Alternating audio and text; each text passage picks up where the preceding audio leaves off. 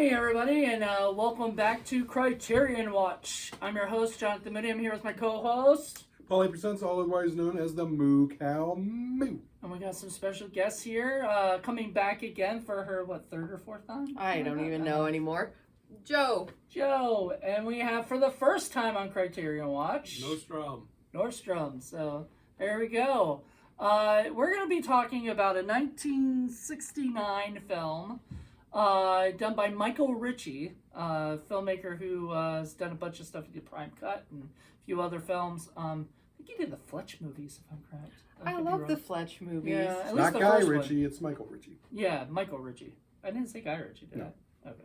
Don't confuse Some me. people get confused. Don't confuse me. All right, we're going to be talking about the movie Downhill Racer. I think it's about clams. Right. But yes, we're going to be talking about this movie. It's about skiing, not clams. I don't think clams are in it at all. Maybe they are. That would be crazy if there's clams somewhere in the movie. Skating. Like if they're eating clams, I would love that. But clam anyway, chowder. There's got to be a clam chowder scene. chowder scene. That's something with clams. That'll be awesome. But until then, everybody, we'll be right back after we watch the movie. So stay tuned. Bye.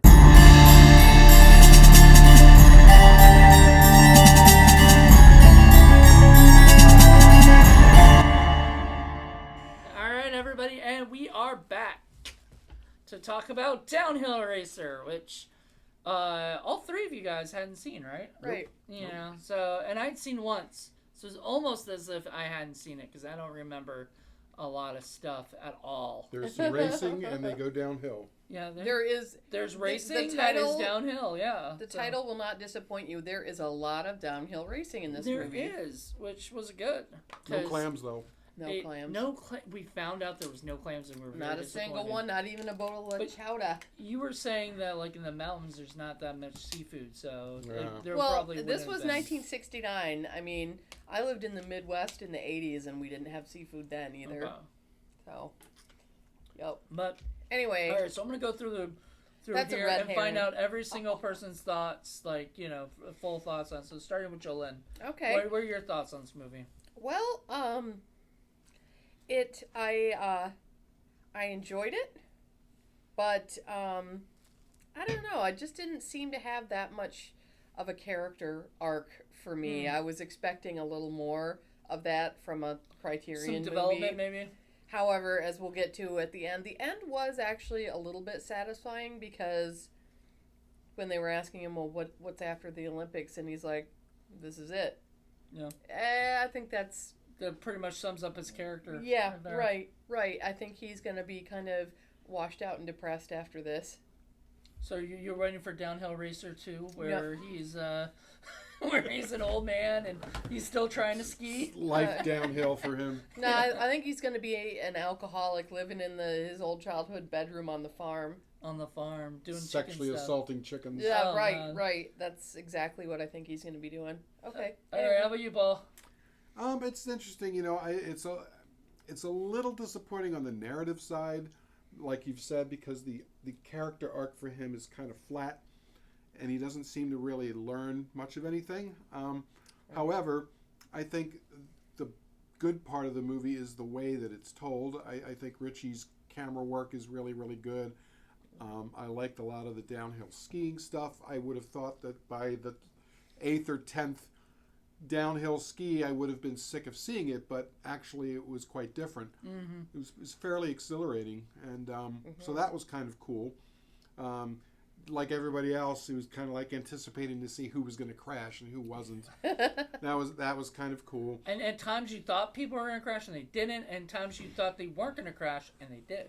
I thought there would have been something more happening between himself and the woman who was set up. Yeah, I was a little disappointed with that too. That didn't go anywhere. That didn't. And it just doesn't seem like the character himself learned much of anything. And I'm not sure if that's necessarily a good thing or not, because, that's also life. People go through trials and tribulations, and sometimes it escapes them. Nothing really changes them. In real life, some people, not everybody, but some people don't grow. Yeah. And they don't change, and they stay the That's bitter for damn asshole sure. that they are, and that's actually usual. Yeah, I mean, it's true. Robert McKee in the movie adaptation, but not Robert McKee himself, but the character that Brian Cox played, actually says that in life, you do see all those things. You do see people who've, lost their best friend to a girl, or, whatever, these different things that actually happen in real life. It does happen. Yeah. So it's not like real life, nothing happens. But, we're kind of set up to expect a fall from him, and it never happens. So you were disappointed in that. So yeah, I can see a little disappointment. Now, to the very end, you get the chance of it because they have that other guy who comes down and he's beating him, and he's beating the record, and everyone's tense. Oh, is he going to actually beat this guy? And we get that comeuppance after all. And then he crashes, and then it's a little bit more realistic than a sort of typical Hollywood ending because of that.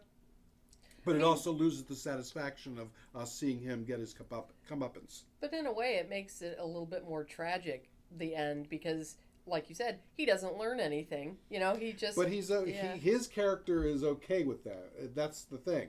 We are not. We are used to watching those kinds of stories and being able to learn from it and say, oh, well, if he had only been a better person, maybe... You know what I mean? Right. So we don't get that. But... we don't have to, because it's not about us. It's about the character. Yeah. So I get that. It's just and he not makes everything about him. Yeah. Oh, he sure does. Yeah. Nostrum, what about you? Yeah, it was a movie where the villain kind of wins in the end. I didn't feel like it was Criterion worthy. I don't know if that is. I haven't associated all the Criterion movies together yet in my head, so I'm not necessarily sure about that, but I didn't feel like it was amazing quality or anything. Like a classic. Yeah. So you didn't think it fit the Criterion, level or whatever. No. I'd agree with that. Not at all. Now, maybe for its time it did, because this was filmed, I noticed it was back with Technicolor. And so maybe at the time this was revolutionary, because maybe it was very difficult to film the fast speed skiing, and put that through Technicolor process and 69, carry those. I think. It was 69. Yeah. Carry those kinds of cameras down the hill and all that stuff. So that might have been new for the time. Nowadays, I don't think it would at all qualify for a high class good movie. High-end GoPro can do that much better. Music wise, I like to bring that up when I'm here, and the few little snippets of times when they had some background music, when there was live music, when there was some French avant-garde music, it was good. But most of the movie, actually, there was very little background music, and it was just very quiet, dramatic pauses for the character interactions. Yeah, it's interesting that you bring him up as a villain. As a villain, he's pretty mild. It's a villain with a small v, not a capital V. He's not some kind of, horrible person who's calculating somebody else's demise. He's just a bit of a hot dog. He's a bit of a self-centered, entitled jerk. And even that, he's not that bad. We've seen much worse characters and other things. It's just, it would have been nice to have had our, the America's hopes pinned on this boy wonder, who should have been probably younger, and then B, would have been nice if he had been a nicer person, or at least had a character arc in which he improves. It takes you a while to learn, at least guess what you think is in his head, and whether or not he is evil or just shallow or he's shallow. Yeah, he's just a shallow. He's just shallow dude. And selfish. That's all it is. Here's the thing. He's supposed to be young too, so that makes. A lot of people. He people. wasn't young though. No, he was at least in his mid-30s in this movie, but. So, I totally get what you're saying, Nostrum, and I like that. And the thing is, a lot of actors can play shallow.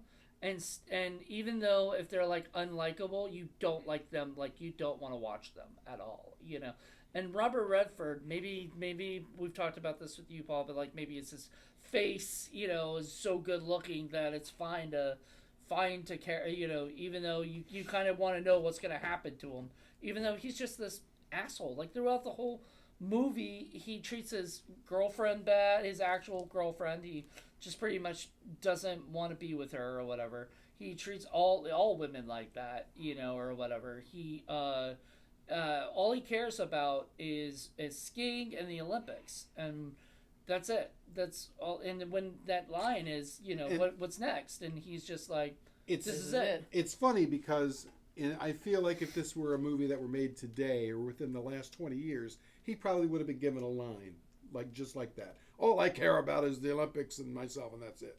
You don't have to actually say that. No, right? We know it. We can tell through his actions. Yeah. Yep. Just that look. You even said, I think it was you, Paul, that was like when he was, or maybe it was JoLynn, but somebody was like pointing out that he was mad when he was in that car with her. Yeah. And you could just tell by his face, she couldn't tell. Like, she wasn't thinking. She just kept blah, blah, blah, blah, talking, blah. And then he just took the horn and it was to shut her up. Yeah. So, man. Yeah. So, while I do feel Robert Redford was probably a little old for my taste in this film, he did a really good job. Yeah. Oh, yeah, he did. He was incredible. Oh, yeah. Really, really good job. I feel like we've all been kind of crapping on the movie a little bit, but the acting was fantastic. Mm-hmm. I mean, there's just, And great cinematography. Yes.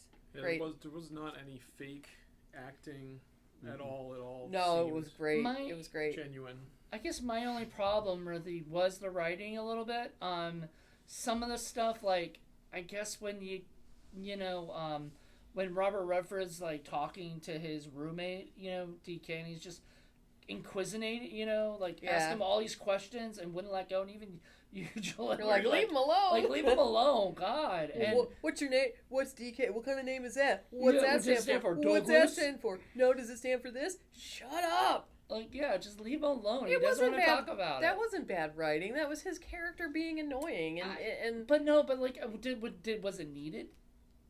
I think it was good, to set him up. Some of it is. I don't know that all of that was. I don't know. I kind of liked it because it just as another way to show that he doesn't really care about how other people feel about anything. He's just a dick. That's it. But then that becomes the problem of, like, we didn't get any growth, which should sort of happen in these movies. Now, a lot of people might argue that him not growing makes it a good movie because... Right, he's an anti-hero. Yeah, he's an anti-hero. But in my case, I kind of wanted to see him grow. Like, I wanted to see him change somehow. The problem with the anti-hero thing is that he doesn't really do anything necessarily heroic other than ski really good. Which it's, well, you're supposed to win the gold medal for the Olympics for USA. And even though, and I think at the time, 1969, they were probably struggling with how they talk about the money situation. Yeah, they didn't have enough funding. And they didn't have enough funding. I wonder if that was actually really true, that was happening at that time. Probably. And that kind of stuff, we don't see that today. I was thinking about this the other day. We don't actually see movies that are about the time. People try to make movies that are like timeless, but I like movies that are about that specific time period. If you're going through World War II, I want to see a World War II movie where people are out there dealing with this stuff, and things like that. If they'd made a movie today, they'd be talking about the political situations and things like that. They don't do that. I think people are just too afraid to kind of talk about what's going on today because people won't relate to it in 20 years from now. Well, they will if they know anything about their history, and how maybe important what we're going through right now, or whatever in life, is more historical than people realize at this time because we're going through it at the time. 20 years from now, we may look back at 2024 as this is a crazy, or 2025 when this comes out, a crazy year or whatever, and we at this time we don't know. Yeah, I think this is more along the lines of less an anti-hero than he is just the protagonist is also the antagonist, because anti-hero doesn't really fit. I mean, he's not Beowulf fighting Grendel. Okay, those stakes are not that high. Yeah. You know what I mean? So he can't really rise to the hero. That's true. There are no stakes. There are no not really. Him not winning the Olympics is not a stake. Nobody's gonna die from that. Yeah. Nobody's gonna die from it. Nobody's gonna care. They talked about sport justice at some point. Oh yeah. And that got me thinking this though, like what you're looking for as a viewer is you're kind of looking for justice. And so I feel like it's an absurd movie, meaning like it doesn't rectify the justice for you. You don't feel like the balance between the characters gets resolved. There's unresolved, and that's part of what makes it the movie it is. And you're kind of, as me, I was expecting from the title, downhill racer, and at the first you're looking at, oh, it's a skiing thing, and then I'm expecting downhill. He's gonna lose, and his girlfriend's gonna leave him. His trajectory is downhill. Yeah. But it wasn't. And then you realize he's a jerk, or he's kind of shallow at least, and then you're kind of hoping for him to fail. Like right at the end, you're like, I want him to crash. You don't want him to win because you don't like the guy. Yeah. You know, so you want him to not win. So when he wins, so I think that's what makes it Criterion. Right. I think that's what makes it Criterion. Is the audience is watching this going, we want him to fail, and he doesn't fail. It gave us the twist that we weren't expecting. You know, because we were still expecting it.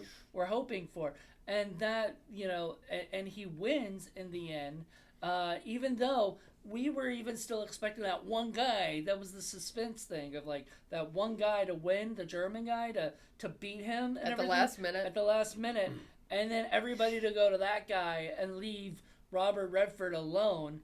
And it still did happen. At the end, he's like being cheered on. And the thing is, again, just to draw equations with modern filmmaking, I think it was done more subtle then. I think today.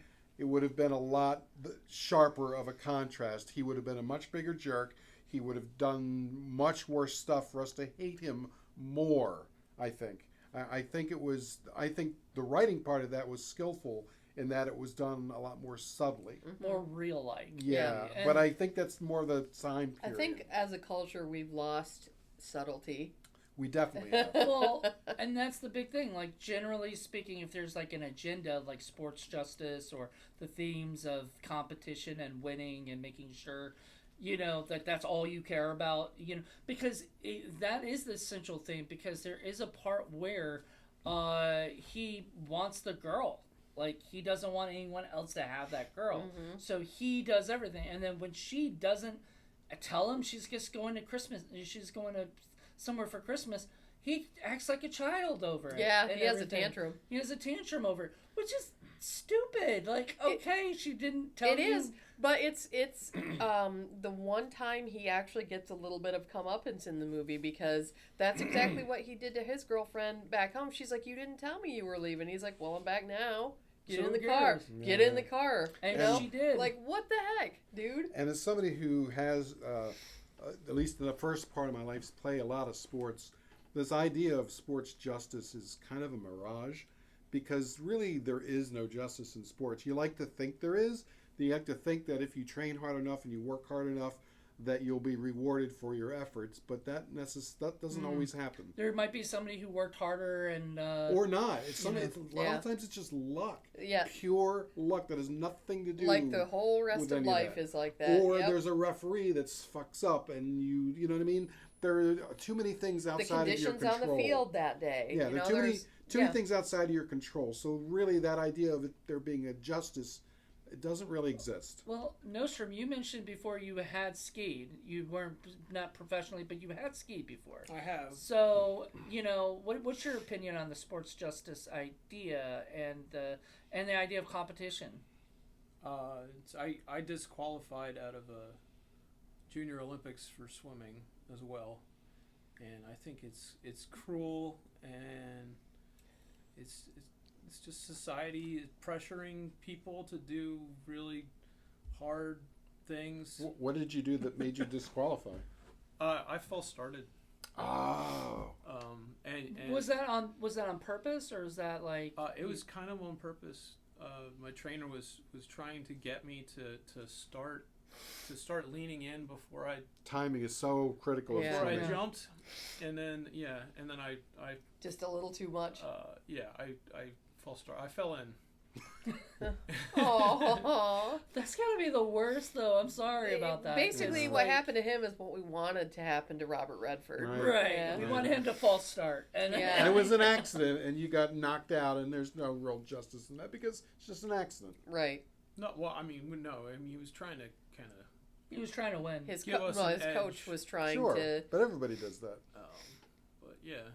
But anyway, it's just there's a lot of pressure in sports, and it makes people feel sick, and you get that sick feeling in your stomach like you're gonna perform. Anyway, I'm done talking about that for now. The other We thing, can go the other move on. thing, You're and giving this him is PTSD. I know, sorry. this is the other part of it too. There's also this idea that teamwork, or that you work within a team, that it builds teamwork and it builds, brotherhood and all that. I can tell you firsthand that is also not necessarily true. The Yeah. same cliques you have to deal with in school are the same cliques that end up in sports, on those sports teams. And if you're on the outside, even if you're playing in the same sports and you're fighting towards the same goals, guess what? You're still on the outside. You're not, like, what is it? You're still not accepted. Is that, have you ever seen the movie Back to School with Rodney Dangerfield? Yeah, a long And time ago. what is it? The main guy, Keith Gordon's character, wanted to be a diver. He was a really good diver, or whatever. And he was on the diving team, but then he just became the towel guy because he was too afraid to go do this stuff. But he was better than William Zabka's character, Right. or whatever. But those guys, the William Zabka and all his friends, they were all part of that clique, and he was not part of that clique, and he wasn't gonna be part of that clique. He was too nerdy, Right. of it and everything. And so there is that thing. That's true. That's Yeah. a true thing. If you're going into sports for the sake of competition and for self-entertainment and to maybe physically get better, I think that's great. If you're going in there expecting justice, Yeah. you're looking for the wrong place. So, can we go back to the girlfriend things in the movie for a minute? So Sure. I had this kind of theory I was building about that the girl was not his first girlfriend, but the second The girl. German Blondie girl. girl. Mrs. Stahl, I believe. Yes, And she was. Stahl. I had a theory that she was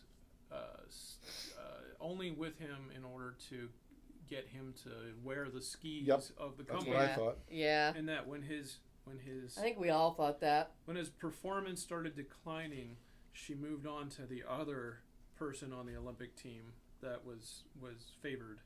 Yeah. Was that the guy that went against Creech. him? Yeah. Creech. So Creech.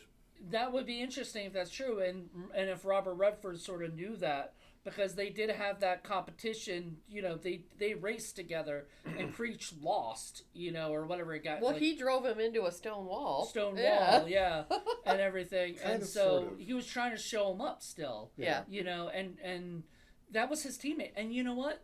They both liked each other. They were both okay with it. Yeah, I think they were both cut from the same cloth. I think they Yeah. understood each other. They may not have liked each other, but I think they understood each other. Yeah. I don't know. I think they liked each other. They kept smiling at each other and shit like that. Which Yeah, is I weird. agree with Paul. That was more like I see what you're doing. Yeah. Yeah, I do the same thing. Right. Okay. Yeah.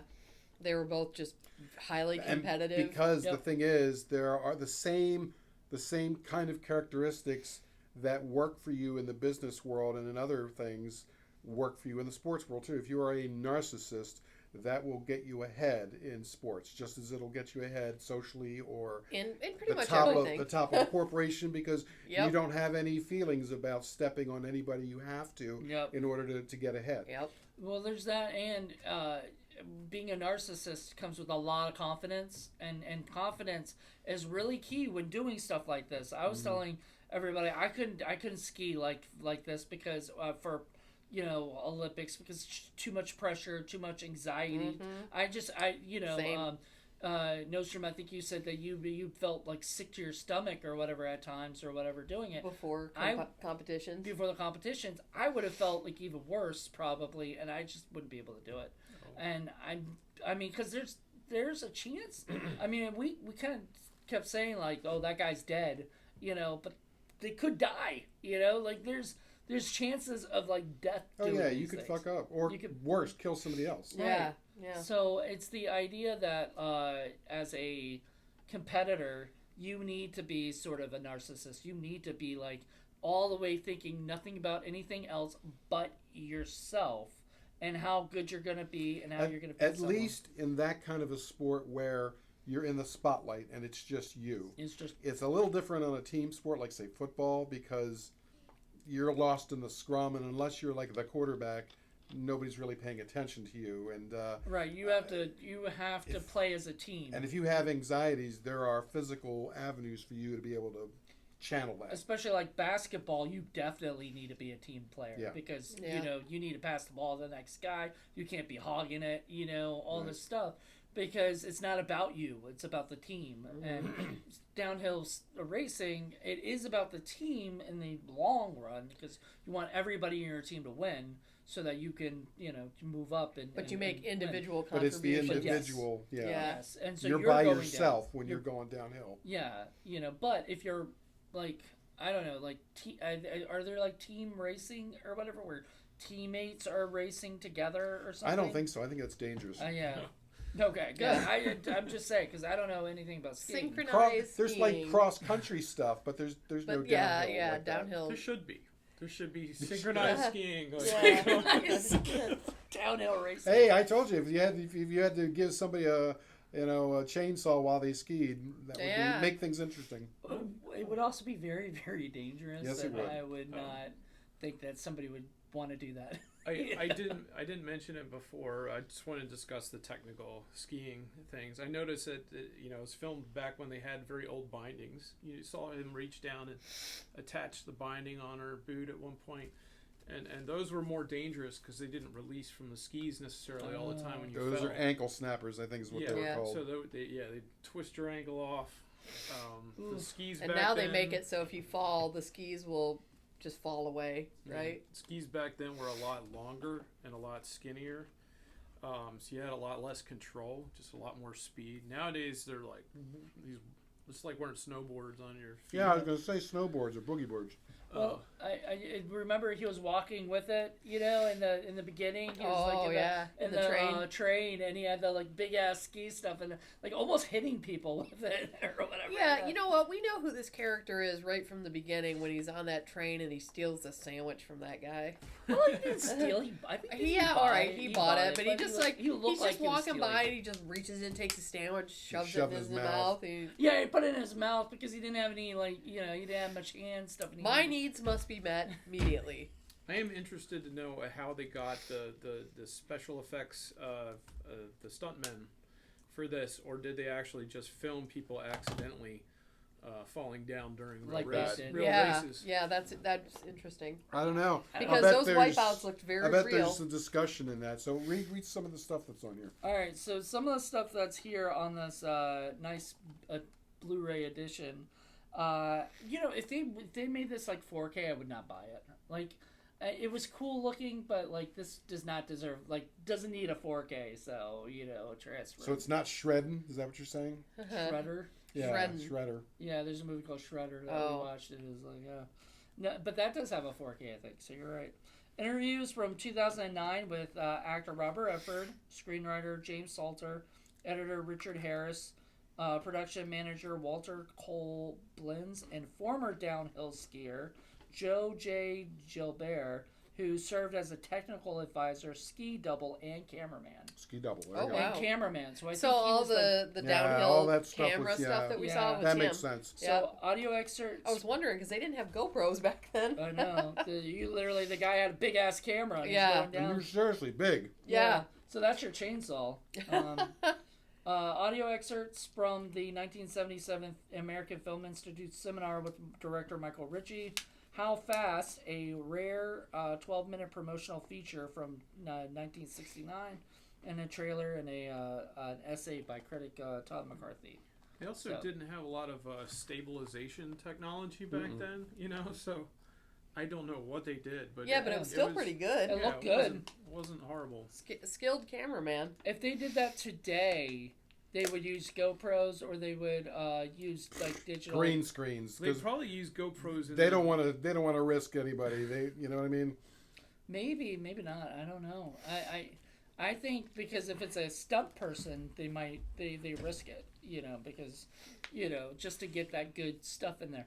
But they haven't really made a ski movie in forever. Like, is it like skiing is a dying sport? Is it? Yeah, there's just not so many places to ski anymore because global warming. Well, it also costs a lot of money. And we don't have money anymore. Yeah. I think there's a lot of places to ski. I think that people just don't do it as much because we're all just staring at our phones. It takes a lot of time and it costs a lot of money. You mean I can't be on my phone when I'm skiing? You can. I just would recommend it. Don't text and ski. Don't text and ski. A couple other technical things. He had some argument he had with the ski manager at some point about the top of the mountain and whether the snow was properly, had already been packed by previous people. Skiers. And that's a real thing. So it's It is. But he was just being like, I deserve a spot at the front. He was brand new. Why did he deserve anything? Because he was a whiny little bitch. That's why. Because he's selfish. He said, "What is it?" When he was with the I guess the journalists or whatever that were asking him questions and stuff at one point, and they said, "Oh, I heard you did this and blah blah blah." And he goes, "Oh yeah, I'm gonna be the 15th or something like that or whatever next." And they said they looked at him and they kind of laughed or whatever, and Gene Hackman pulls him to the side later and is like talking to him and said, you might joke about some stuff like this, but they don't like scary He's joking. Like, next time I'll be higher than 50th. Yeah, exactly. And he looks at him and he goes, "I wasn't joking." Yeah, because he's a whiny little baby. I deserve to have all the advantages because I'm just so awesome. Well, I mean, and that's somebody has to be last. Sorry. Confidence, and turned out he was right. Yeah. Well. Yeah. I guess. I mean, it's a weird thing with the sports because he did, but he could have not. There's always. That's the thing with these things. Yeah, you have no idea. It's a different thing because he's by himself going downhill, so he has to prove it himself. You can say you're the best all you want in football, but if your guys aren't blocking for you, you're going to get clobbered. And I don't care how good you think you are, you need the help of everybody else. You know what I mean? I did love Gene Hackman. As I said before the movie, I would have preferred more of him in the movie, but because when we did get him in the movie, you could tell he was there always to be like the person over Robert Redford's shoulder. It felt like he might have flubbed a couple of lines. Oh yeah, but they left it go. But it's I think so. It's very noticeable. Yeah. Twice. He did it once in the same scene. Twice in the same. Then, wonder if he was hungover. Or something. I don't know. It could be. It could have also been that they didn't have time or something rolling. To do. They weren't horrible, but they're noticeable. Yeah. They're noticeable.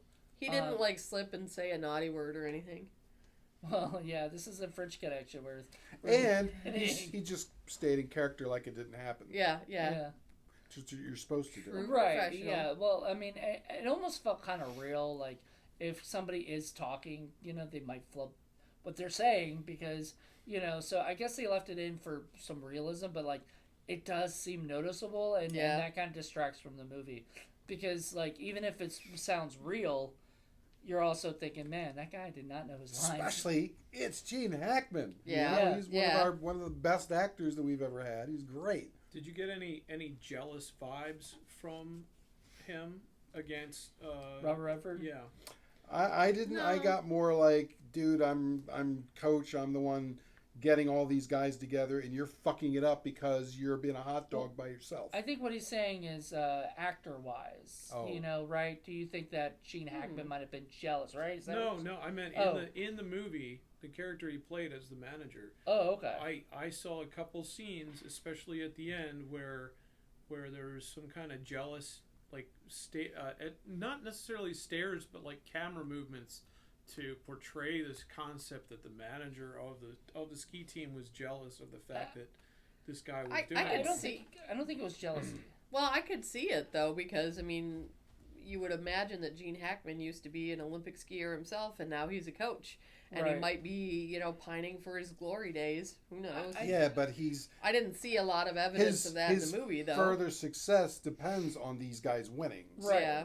I think when we got those looks, I think I know what you're talking about. When there were some close-ups of him looking at Robert Redford and stuff and giving him like these looks and everything like that. I think what he was looking at him about is the fact that he was a little he was upset with him because he's not playing by the rules. Yeah. He's doing his own thing. He's and everything.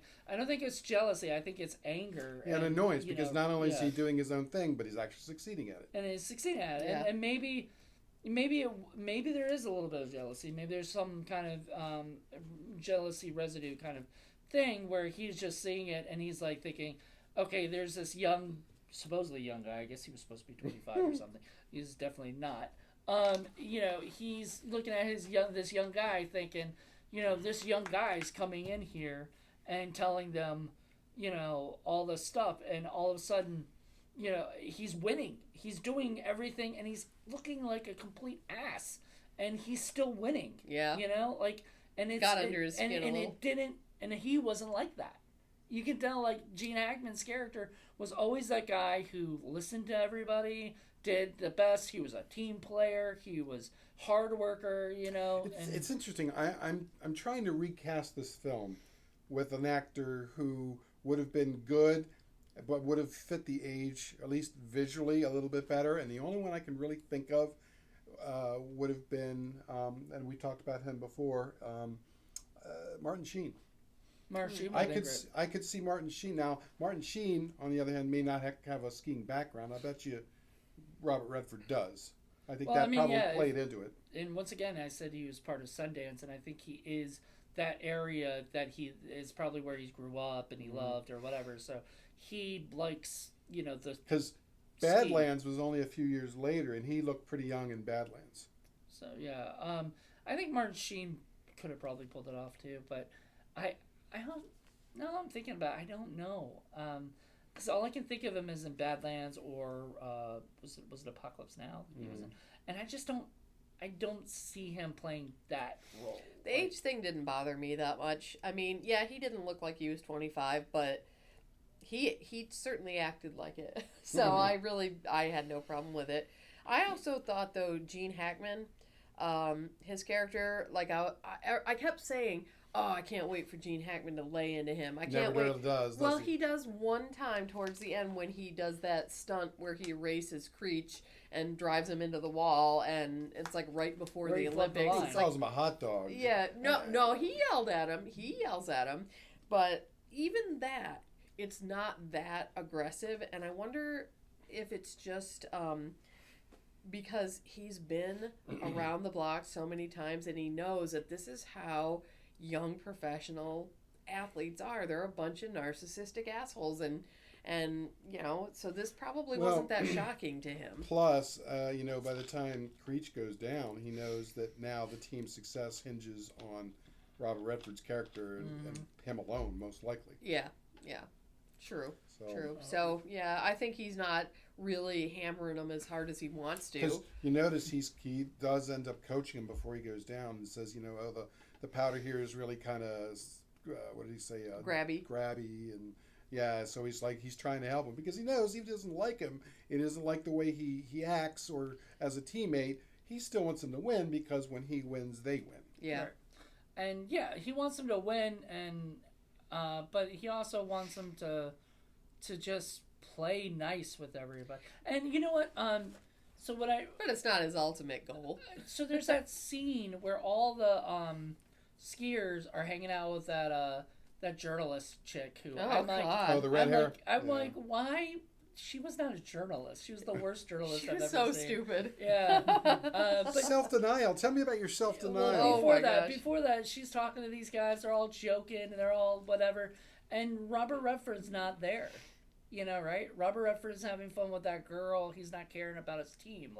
Everybody else is playing well with the team, and he's, and doing of course, his own thing. Yeah, and of course the journalist lady wants to talk to him because he's, up there or whatever. So she starts questioning him, and then she asks about, do you practice self-denial? And he's like, sometimes. Part of the time. Yeah. Or whatever. Cut to the hotel scene. Yeah. Right after that. Yeah. Which the girl did mention self-denial, and then he's like, nope. Nope. Like, none of that. Nope, no. See, it'd have been funny if he had said something like, "Wow, I see you probably lived that." It's kind of funny. We didn't talk yet about the going home scene where he's on the farm with his father. Yeah. Oh, yeah. Yeah, definitely some tension going on there. That was weird, though. Like, I think... Like his dad doesn't value what he's doing. Yep, His absolutely. dad doesn't value because he's not a hard worker, in his opinion. Like, he doesn't go out and feed chickens and Well, whatever. and he's also right in one respect. It's like, well, what are you going to do after this? Like, how does this, how do you make money? Because he specifically asked him about money. Well, do you get money for this race? Well, no. When do you get money for this race? No. You get money for being in the Olympics? Well, no, but after that. And then like, what? And then he says, the greatest line in the whole thing about it was like, why do you, basically, what do you do this for, or whatever, kind of thing. And he said, fame. He's like, I'll be a champion. I'll be famous. I'll be famous. I'll be a champion. And I was like, okay, so. And his dad's sitting there thinking, you can't eat that. Yeah. I mean, like, and then that line coupled with the line at the end of, like, what's next? This is it. That's him. Yeah. That's how shallow he is. Yeah. Like, all he cares about is being famous, and after that, nothing. And it's funny because his dad sees right through him. Yes. When he comes up to him and says, "Oh, I see the car is still going." He's like, "Oh yeah, it still works." And he's like, "So you want me to take you in town and buy you a burger?" And he's like, "No, the keys are in there if you want to go." Yeah, and that's what he does. Yeah, he knew he wasn't really asking to take his dad out. He's like, I know you don't give a shit about me. No. Just go be with your girlfriend that you're going to treat really shitty. Yep. Nostrum, you brought it up. Is there something you wanted to talk about it? I thought it was a nice, awkward, quiet pause. Dramatic. It wasn't really dramatic. It was just like, sitting there with a bunch of dead air and. It says a lot about his character and his relationship, even with his family. Yep.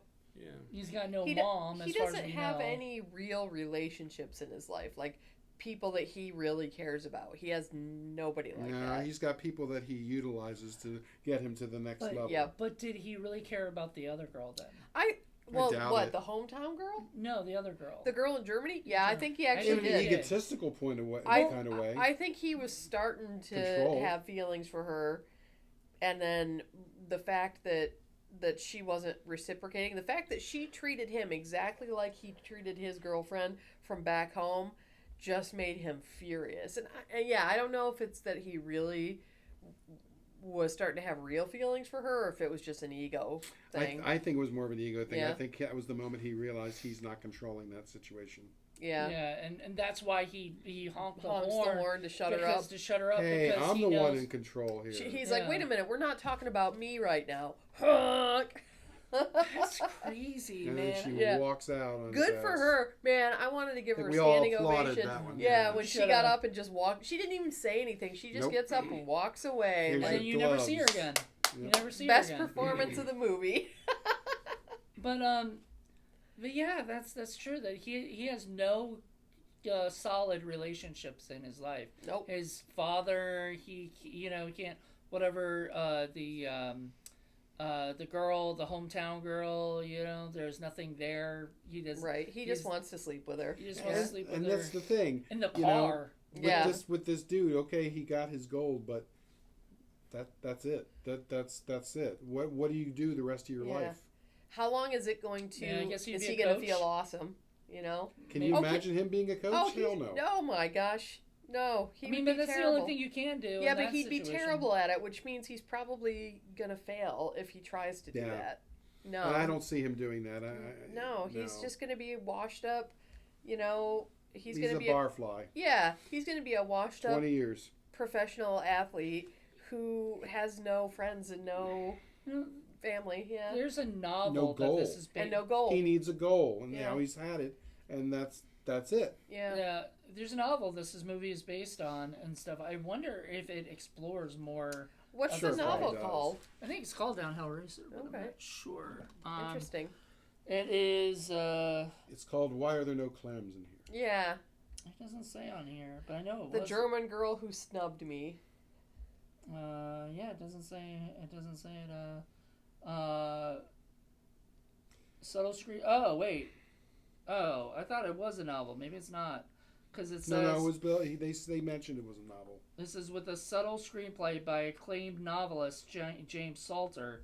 Downhill Racer. I is a knew vivid- that name. When you read that at first, I'm like, I've heard that before. So James Salter is a novelist. He's an acclaimed novelist. So I wonder if he did write this as a novel, but it doesn't say. It just says written by him. It And doesn't I sound- like the way they say it on the back too. The subtle screenplay. It was very subtle. It I was think subtle. most modern audiences would have trouble with this one. Yeah, and that's why because I it's said, subtle. if it were done today, things would have been a lot brighter. You're in right. their Yeah, contrast. he would have been more of an asshole, and they would have had to beat you over the head with the idea that the one guy was trying to, or that the girl maybe even was just cozying up to him to further the business deal with And the ski I would company. have been a lot more annoyed with it because I don't need that kind of stuff. Yeah, I don't need to be spoon fed. Mm-mm. Yeah, But younger audiences, yeah. at least studio execs think that they have to be spoon fed. Yeah.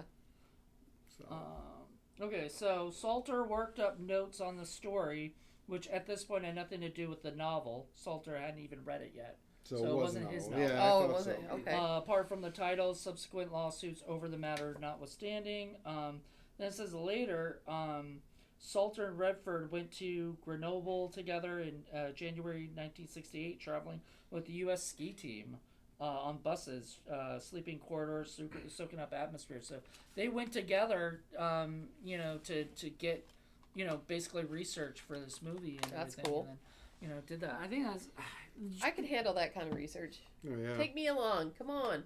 like, wouldn't that be fun? When you guys make your first European set movie, will you take me along as your research librarian? That's right. Please? Sure. You have to eat a lot of pasta. I mean, can do. Can do. But yeah, that's amazing. I wanna read the novel now because Yeah. this actually makes me want to read. Like some movies don't. I'm Like, like, oh, I've already please, seen it. Please tell me they have an epilogue that's 20 years later and he's just drunk in Are a you bar. saying Please. his character's more interesting than Santa in the Santa Claus movie? Yes, exactly. I'll see 100%. you in your nightmares. But they did mention Santa Claus too, so I Oh. thought that was really funny. Randomly in the movie, but no clams. No clams. What's your favorite word of the movie? Word of the movie, like word in the movie. Yeah. Creech. That's I'm the a person's creech. name. Mine is I'm a weirdo. Los. What? Los. Los! Los! Countdown. What does that mean? Does that mean go? I think it means start. Yeah. Because they were counting down in German with numbers, and then they say los. Los. But what Los. was the other thing of like at the beginning of the movie they say trois, trois or something. Trois. Oh, Wow. well, that means three in Yeah, French. it means He's like, three. And cabin, cabin trois. And he couldn't understand what And he's I like, meant. speak English. Yeah, It's it's because he's some American Dude, dick. they speak French Cabin here. is still cabin. Trois is three. Come on. Cabine trois. Cabin trois. I think mine is bar because you noticed several times when there was near a bar, it would say bar. Oh. Bar. Bar. But yeah, what about you? Oh, you said Creech. Yeah, Creech. Creech. I liked his name. Yeah, I think I knew a guy with the last name Creech, before. So it wasn't new to me, I just was like, okay, you don't really see that name, much. And you were saying, did he say Creech or Screech? Right. Oh, yeah. That's a different dynamic for the movie. Yeah, I don't think Dustin Diamond was even alive when this movie was made. probably not. But yeah, I really enjoyed the movie. All in all, after watching this the first time I watched it, I don't know, maybe I was by myself. I was like into it, Practicing kind of thing. self-denial. No. Oh! Well, it is Robert Redford after all. Yeah, that Yes, there it German was. lady walked onto the screen and he was like, pants off. Pants off, that's it. Immediately. It could have been bad for all we know. Oh, God. Oh. And the Take off- chickens. Slowly take those overalls off. Oh, yeah. Anyway, sorry. All Moody, those you were But saying? chicken then, feathers. I liked. I don't know how much I'd watch this again. Like, I probably would if somebody wanted to see it, or something. Like my dad. My dad's a big sports guy, or whatever. He'd love this movie. I don't know if he'd love this movie because he hates unlikable characters. Oh. And this would probably drive him nuts. Yeah. This is one of those movies that I'm glad I saw it. It's cool to have seen it. I don't know that I'd own it. Yeah. You don't think Probably you'd own wouldn't it? own it. It's one of those, like, once you know the characters and what happens to them, I don't feel like it would have a whole lot of rewatch value. But doesn't mean it was bad, but it's not one of those things I'm going to watch again. Right. My plan is to own every single Criterion, so it's staying in my collection. There you go. I don't have anything like that. He has a goal, that's why he's not I have a a goal. barfly. I'm okay with, because I even have movies I don't like in the Criterion, which there are a couple I don't like, and one of them specifically is Big Chill. I think it's probably a great time for its time, but I just don't care for it, Boring. And yeah, it's kind of boring to me. Boomer stuff. It's like Boring drama, boomer but boring boomer drama stuff. And I couldn't relate to it and the characters and stuff. But I love that scene with them dancing and the thing. I'm just like, I could watch that on YouTube. Just whatever. that scene. Or whatever. Them dancing in the kitchen. That was the great, only iconic scene I liked in the movie Megan was when she's dancing with the paper cutter. Yeah. That was great. But the rest of the movie I actually did like Megan. But yeah. But I don't I keep this movie or whatever. But like I said, I wouldn't upgrade it to 4K. I'm not that invested in it, and I don't think they'd ever upgrade it to 4K, honestly, in my opinion, because I don't think there's a call for it, and I would, if people who are listening actually really, really like. You've never seen Snow unless you've seen it in 4K. I mean, having a call for it doesn't really matter. There was no call to make another Gladiator movie, but they did it anyway. Well, Criterion's very picky about what they're upgrading, though, I think. Like they upgrade good movies like Blowout and stuff like there that. There were a couple that they did that I had thought they had no business doing. Such as? Give me an example. What's his face? Who's the douchebag that John Ward really loves? Did the blanking on names. That's okay. You're not saying like Michael Bay. Michael Bay. Oh, but Criterion didn't upgrade that. Didn't they? No, there was a how would 4K, a Michael Bay movie ever make Criterion? There's two of them. That's what? Armageddon and The Rock are both in the original Criterion before they became. They're like number 3 or 4, right? Oh. They were the start of where they were trying to figure out where they were. So they got DVD and they've got it on like Laserdisc. But but they're not going to upgrade it to 4K. Plus, they couldn't get the rights back because back then Armageddon and them weren't as big as it became. Those have no business being on Criterion. Well, it's you probably would think that Breakfast Club, but some people might also think that Risky Business shouldn't have been on there, or because of these more popular films.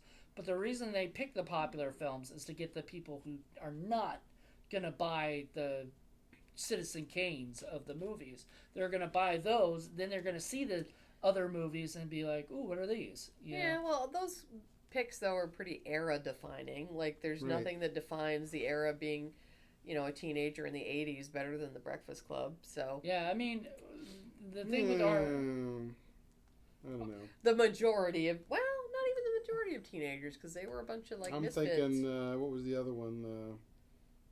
Fast Times? Fast Times Original High is probably the one. Well, that is a Criterion, and that is, and Spicoli and his pizza. And if they went on 4K with that, I don't know if I'd upgrade it. Because, it's a comedy. A lot of times... It doesn't need to look pretty. It doesn't need to look pretty, necessarily. Rock and Roll High School, come on. Needs a Criterion. Oh, look, it needs a Criterion. And if they put it on 4K... Gremlins because needs I don't have that on Blu-ray, I would buy it. Would this need a... I've already got this on Blu-ray. I don't need it on 4K. Now, if I hadn't bought this, because, Punch Drunk Love is coming to 4K. It's already got a Blu-ray. I don't own the Blu-ray for it.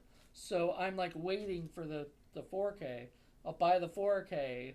And do I think that needs a 4K? Not necessarily, but like, would I choose the Blu-ray over the 4K? It's only $5 difference. So, Yeah. You know. If you don't already have it. Yeah, if I don't already different. have it, I'm gonna buy the. It's not worth I upgrading. can't think of a single movie that Jim Carrey's in that deserves to be. It's on not Jim Criterion. Carrey. That's I'm just Adam saying, Sandler. Yeah, Oh, but okay. even so, I still can't think of a single one that he's in. Sonic. Oh, No, Man I'm on the joking. Moon? I thought that Man was on the good. Moon, yeah. Yeah, that was I love good. that. No, You didn't like Man on the Moon? I liked Oh. it at the time.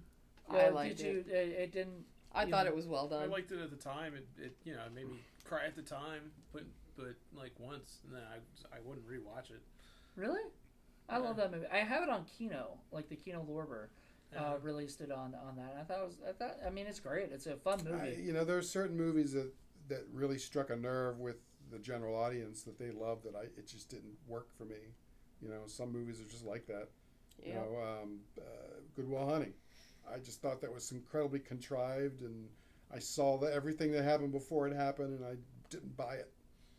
And but everybody loves that movie. It's like the greatest movie ever. And it won a kind of Academy Award for both sure. Ben and Matt. But then so did fucking Driving Miss Daisy, which is another piece of crap that I would never own. So I won. Isn't that your awards boy? Isn't that too. Bruce Beresford Yeah. movie? Yeah, and Morgan Freeman, whom I Yeah. love. But that story was awful. I didn't like that at all.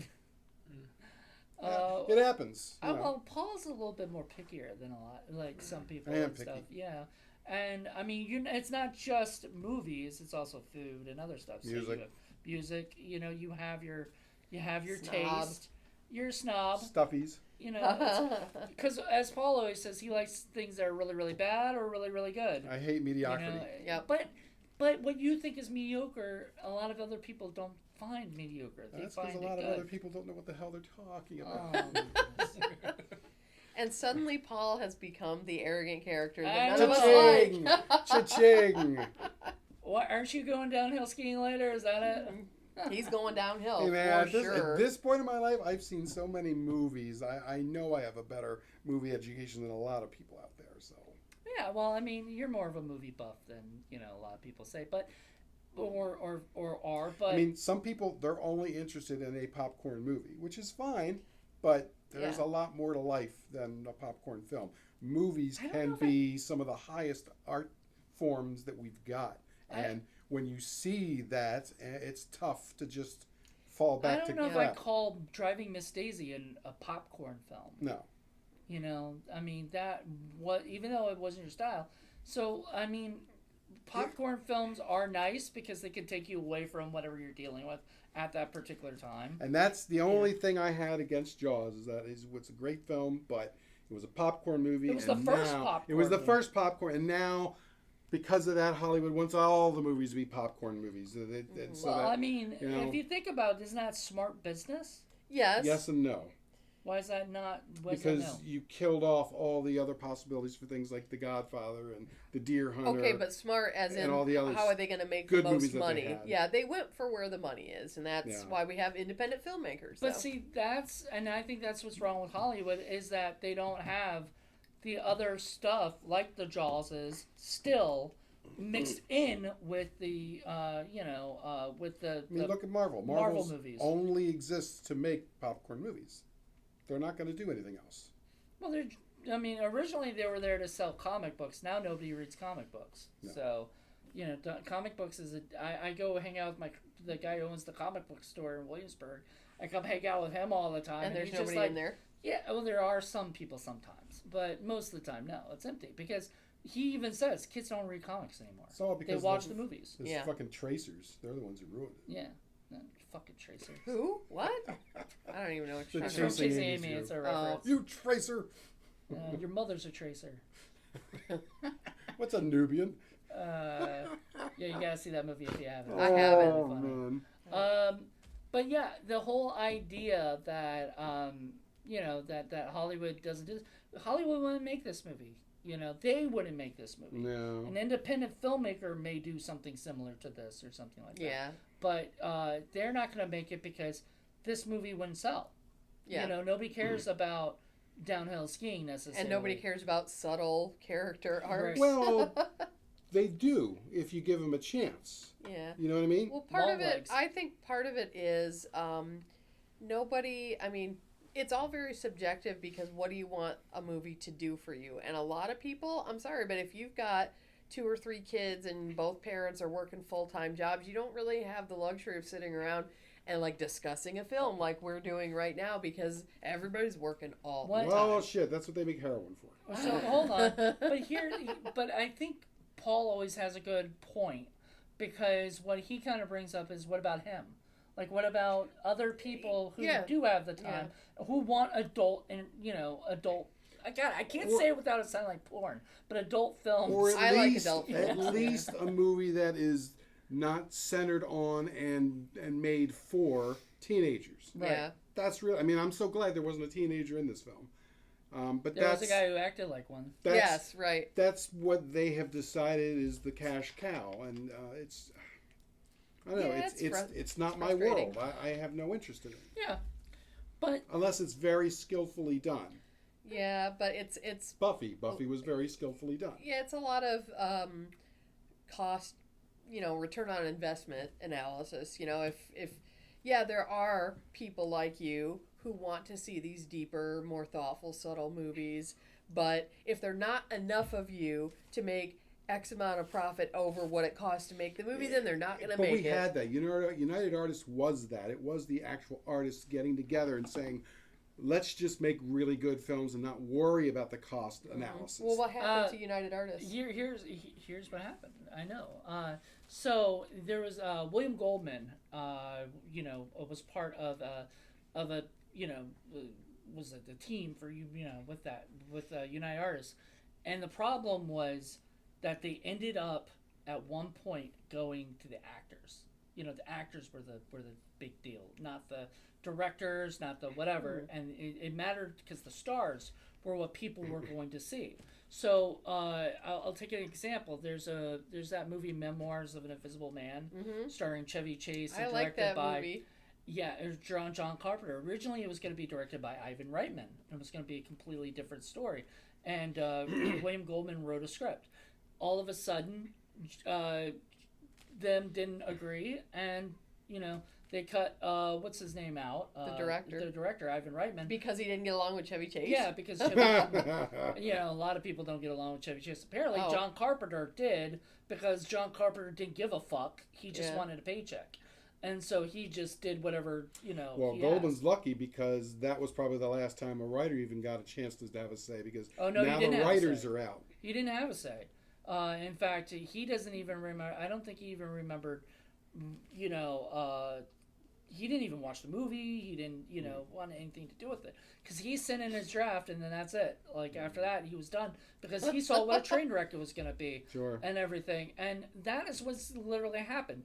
I liked that movie though. Actors became the thing, and I liked maybe it when I first saw it. Well, maybe it's because I saw it when I was a kid. Yeah, it was directors and then writers, but now it's stars. It's not even actors, it's movie stars. No, it was stars. Now it's comic book characters. So they literally don't care about the actors. Any actor can play Iron Man. Actually, I thought the plan was to replace them with AI composites anyway. Yeah. So, or like they're trying to take their image and then just put them into the movie and then, have voiceover people do their voices and shit like that. And I'm just like, and that's becoming the problem. Make an animated series at this That's point. why SAG that's what they're doing too. They're doing more animation now than ever, just because it's just cheaper to pay a voice actor. Yeah, pay a voice actor, and they don't. And they don't even need that. You can do AI to do that. Yeah, well, I guess if you have their voice, you can manipulate. The big thing was like with Star Wars, they did. It was the one that Rogue One had a character that the actor had died, and then he came back, and it was Christopher Lee or somebody like that, somebody who was Peter Cushing. Peter Cushing came back to life, and all of a sudden, I'm like, oh my god, that's scary. The last Indiana Jones movie, the whole beginning of it is him as young Indiana Jones, but a lot of it's AI. Yeah.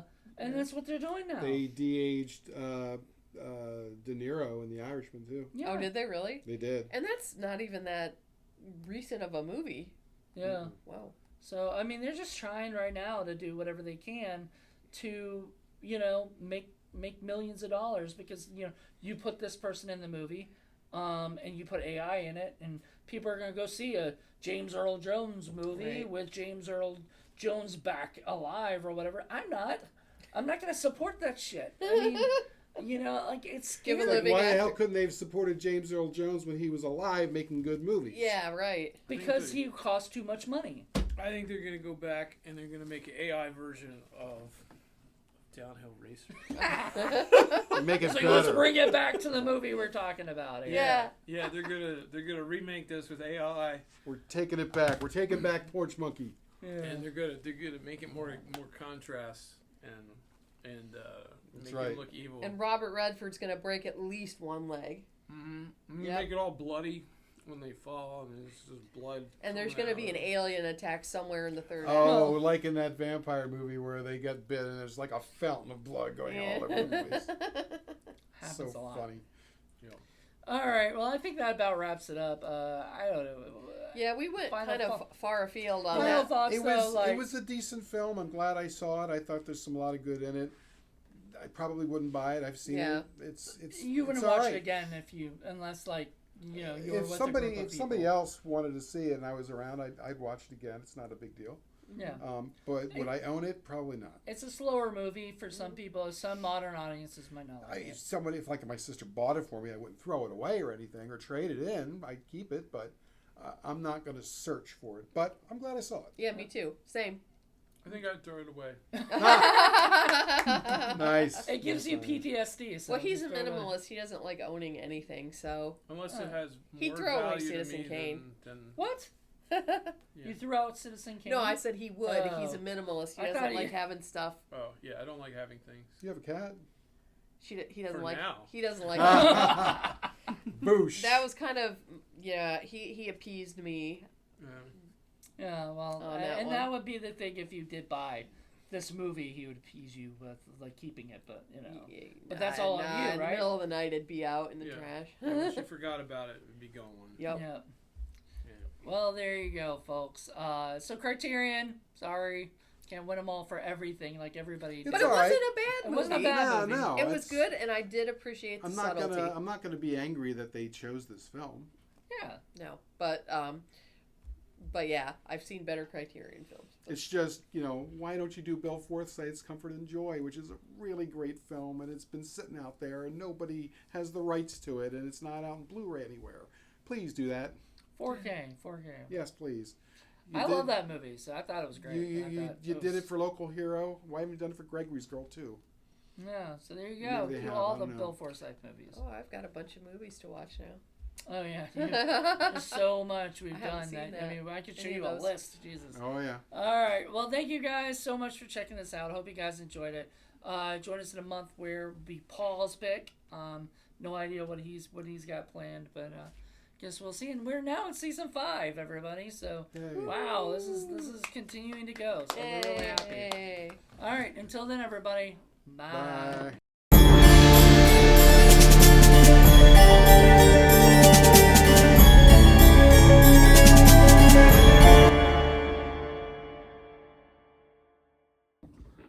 Custom words, custom to make you a theme song. Excellent. All right. I think you guys do need a theme song. All right, everybody. You guys ready? You want Like a Boss show? Do you want that out of the way, or does it matter? Here, Like a boss. Like a Boss. Loser. We still got to do one more Forgotten Horror Classic. that's my favorite.